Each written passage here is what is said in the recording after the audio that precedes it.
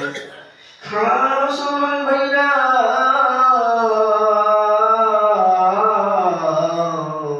এই বাজান দিয়ে দেখেন কেমন ধৈর্য ধারণ করার কারণে আমার মুসলমান ভাইরা, এ মুসলমান বন্ধু, কিতাবের মধ্যে রেখে ইব্রাহিম বিন আদহাম রাহমাতুল্লাহ আলাইহি হজ করার জন্য মক্কা করে হজ করার জন্য চলে গেছেন। আমার মুসলমান ভাইরা, এবার হজ সমাপন করে যখন মাথাটা মুন্ডানোর সময় হয়ে গেছে, এবার নবীদের কাছে গেছেন, তিনি মাথা মুন্ডাবেন। আমার মুসলমান ভাইরা দেখেন তো, এমন যদি ব্যবহার আমাদের সাথে হতো, আমরা কোন পরিস্থিতিতে শিকার হতাম। নবীদের কাছে চুল কাটার জন্য চলে গেছেন। আমার মুসলমান ভাইরা, এবার যখন নবী তার মাথায় চুল কাটা শুরু করেছে, কিছু চুল কাটতে না কাটতে একজন ব্যক্তি এসে ডাক দিয়ে বলতেছে, আমার মাথায় যদি চুল কেটে দাও, তোমাকে আমি 1 দিরহাম টাকা বেশি দিব। আমার মুসলমান ভাইরা, এই কথা শোনার সাথে সাথে এবার নবী তার মাথার চুল কাটা বন্ধ করে 1 পয়সার লোভ আর সামলাইতে পারে নাই, ওই 1 টাকার জন্য আরেকজন ব্যক্তির চুল কাটা শুরু করে দিয়েছে। এই ব্যক্তিকে কিন্তু বসে রেখেছেন। আমার মুসলমান ভাইরা, দীর্ঘ সময় ওই ব্যক্তির চুলটা কাটানোর পর আবার তার মাথায় চুল কাটানো শুরু করে দিয়েছে। এবার এমনি মিন টাইমে আরেকজন লোক এসে বলতেছে, আমার মাথায় যদি চুল কেটে দাও, তোমাকে 2 দিরহাম বেশি দিব। আবার তার মাথার চুল কাটা বন্ধ করেন। ইব্রাহিম আদহাম তার মাথার চুল কাটা বন্ধ করে দিয়ে আবার ওই ব্যক্তির চুল কাটার জন্য চলে গেছে। কিন্তু ইব্রাহিম বিন আদহাম কিন্তু ওই জায়গার মধ্যেই বসে আছেন। এ মুসলমান ভাইরা, কেমন ধৈর্য দেখেন। আমার মুসলমান ভাইরা, আবার তার চুল কাটা বন্ধ হয়ে গেছে। আবার ইব্রাহিম বিন আদহামের মাথায় আবার চুল কাটা শুরু করে দিয়েছেন। এ মুসলমান বন্ধু, এমনি মিন টাইমে আবার একজন এসে বলতেছেন, আমার মাথায় যদি চুল বেঁধে দাও। আমার মুসলমান ভাইরা, কিতাবের মধ্যে কিতাবের লেখক লেখে এইভাবে একবার নয়, 2 বার নয়, 5 বার একজন মানুষের চুল কাটতে গিয়ে 5 বার সে উঠে এসে 5 জন মানুষের চুল কেটে দিয়েছে। এমন যদি আমাদের সাথে হতো, বলুন তো আমরা কি করতাম? যে আমি আগে সিরিয়াল দিছি, আমার চুল কাটা বাদ দিয়ে তুমি তার চুল কাটার জন্য চলে গেছো। 1 বার নয়, কয়বার গেছে? 5 বার। কিন্তু ধৈর্যটা কেমন ছিল? তিনি একটা কথা বলেন নাই। আমার মুসলমান ভাইরা, এবার আতাউল্লাহ শাহ বুখারী রাহমাতুল্লাহ আলাইহি ডাকতে বলতেছে, ওই যে বন্ধু 1000 দিরহামের কথা বলছিল, ডাকতে বলতেছে, তোমার কাছে তো 1000 দিরহাম ছিল, তুমি তো আমাকে দেখাইলা, আমাকে বললা, এতগুলো মানুষের মধ্যে যখন আমি বললাম আমার 1000 দিরহাম হারিয়ে গেছে, তোমার কাছে তো 1 দিরহামও পাওয়া গেল না। আতাউল্লাহ শাহ বুখারী রাহমাতুল্লাহ আলাইহি ছোট মানুষ ডাকতে বলতেছে, দেখেন, আমার বাবা একজন সত্যবাদী, আমার মা একজন সত্যবাদী, একজন নেককার মুত্তাকি পরহেজগার, আর আমার কাছে যখন 1000 দিরহাম, এটা আমার বৈধ টাকা, এটা আমার কাছে হালাল টাকা ছিল। এই টাকা যদি আমার কাছে পাওয়া যেত, এই মানুষগুলো বুঝতো না এটা আমার টাকা না, বরঞ্চ আপনার টাকা, কারণ আমি ছোট মানুষ, আমার কথাই কেউ বিশ্বাস করতো না।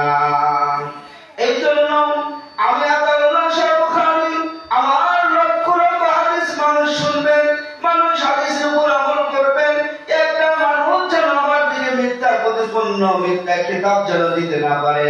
এই জন্য আমার ইজ্জত, আমার সম্মান, আমার ঈমানকে জাগ্রত করতে গিয়ে 1000 দিরহাম আমি সমুদ্রের ভিতরে ফেলে দিয়েছি। জোরে জোরে বলেন সুবহানাল্লাহ। কেমন সবুর দেখেন, নিজের আসল টাকা, হালাল টাকা, অথচ এমন একটা পরিস্থিতিতে যখন মানুষ মনে করবে যে এই স্থলের কাছে এত টাকা থাকার কথা না, এ তো নিশ্চয় চুরি করছে, এই জন্য নিজের হালাল টাকা, হালাল পয়সা সে নিজেকে সত্যবাদী প্রমাণ করার জন্য যে আমার অর্থ, আমার সম্পদ নষ্ট হয়ে যায়, কিন্তু আমি যে সততা, আমার ঈমান, আমার সততা মজবুত, এইটার উপরে কেউ যেন মিথ্যা প্রতিপন্ন দিতে না পারে। সুবহানাল্লাহ। এবার লোকটা আফসোস করা শুরু করেছে, হায় রে, আমার একটা মিথ্যা কথা বলার কারণে আপনার কত বড় সম্পদ আপনি সমুদ্রের ভিতরে ফেলে দিয়েছেন। সুবহানাল্লাহ। আমার মুসলমান ভাইরা, আর মাত্র দুইটা কথা বলে আমি এই মুসলমান বন্ধুরে,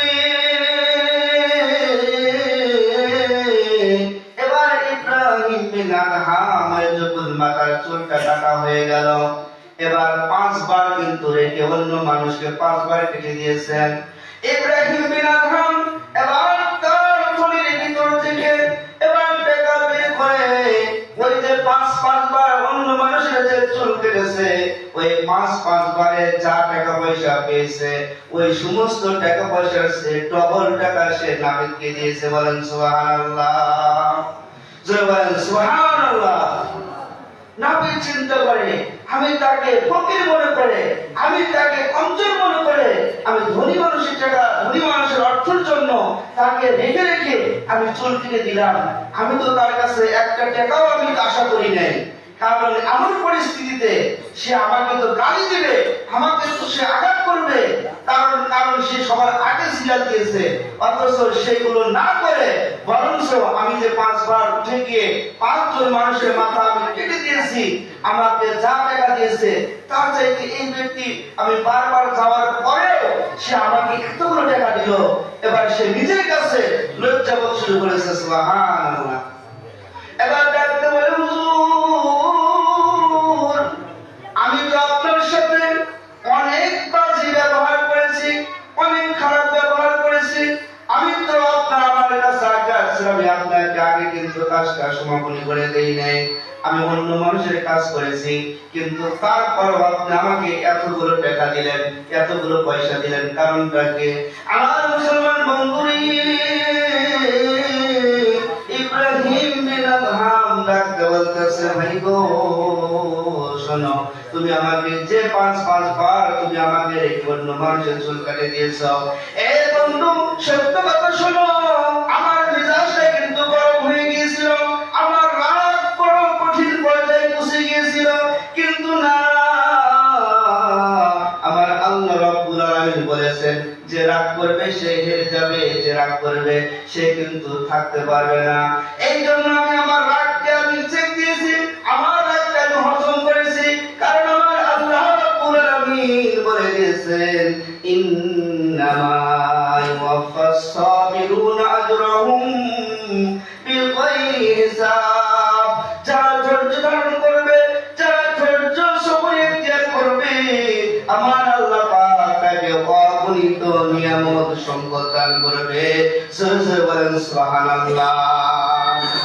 বলতেছে, আমি আয়াতের উপরে আমি আমল করেছি, তোমার কারণে আমি এত বড় সওয়াব পাইলাম, এই জন্য তুমি আমার এত বড় উপকার করলে, আমি কি তোমাকে কম টাকা দিতে পারি?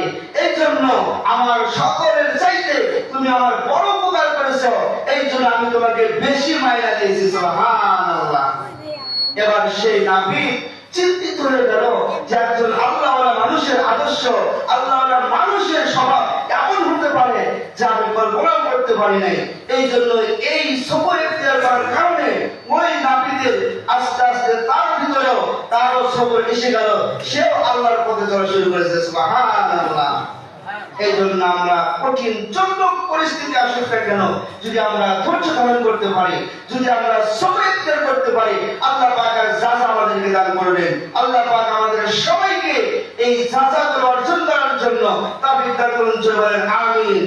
যেহেতু সামনে রমজান মাস, রোজা রাখার কারণে মানুষ ক্ষুধার কারণে মানুষ কি হবে? অত্যন্ত রাগান্বিত হয়ে যাবে।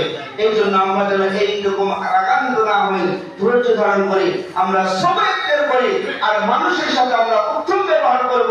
আমার ব্যবহারের দ্বারা ওই মানুষ যেন মুক্ত হয়ে সে আমার দিকে আকৃষ্ট হয়।